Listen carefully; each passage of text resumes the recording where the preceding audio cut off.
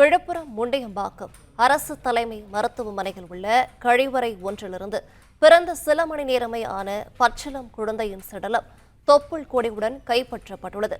விவரங்களை தருகிறார் செய்தியாளர் ஜெயபிரகாஷ். ஜெயபிரகாஷ், வணக்கம். மேலும் விவரங்களை சொல்லலாம். வணக்கம். விழுப்புரம் அருகே உள்ள முண்டியம்பாக்கத்தில் பார்த்தீங்கன்னா அரசு தலைமை மருத்துவமனை இயங்கி வருது. இந்த மருத்துவமனையில் பார்த்தீங்கன்னா பல்வேறு பகுதிகளில் இருந்து பிரசவத்திற்காக பெண்கள் அனுமதிக்கப்பட்டு சிகிச்சை பெற்று வருவது பார்த்தீங்கன்னா வழக்கம். இந்நிலையில இன்று காலை பிறந்த சில மணி நேரமே ஆன ஆண் குழந்தை பார்த்தீங்கன்னா மருத்துவமனை அருகே உள்ள கழிவறையில அடையாளம் தெரியாத மர்ம நபர் குழந்தையை தொப்புள் கொடியுடன் வீசிட்டு சென்றுள்ளது. இந்நிலையில கழிவறையை பயன்படுத்துவதாக சென்ற பெண்கள் பார்த்தீங்கன்னா குழந்தை இறந்த நிலை கணக்கு இருந்ததை பார்த்து பார்த்தீங்கன்னா அதிர்ச்சி அடைகிறாங்க. அவங்க போலீசாருக்கு தகவல் தெரிவித்தாங்க. உடனே பார்த்தீங்கன்னா தகவல் அறிந்து சம்பவ இடத்திற்கு வந்த விக்கிரவாண்டி காவல் நிலைய போலீசார் குழந்தையின் உடலை கைப்பற்றி பிரசவத்திற்காக வந்தவர்கள் குழந்தை இறந்த நாள் கழிவறையில் வீசிவிட்டு சென்றாரா, அல்லது வெளியில் இருந்து வந்தவர்களுக்கு ஒருவேளை பிரசவம் நடந்ததா, அல்லது தவறான முறையில் பிறந்த குழந்தை என்பதால் கழிவறையில் குழந்தையை அமுக்கி கொலை செய்தார்களா என்ற பல்வேறு கோணத்தில் பார்த்தீங்கன்னா போலீசார் தீவிர விசாரணை மேற்கொண்டு வருகின்றனர்.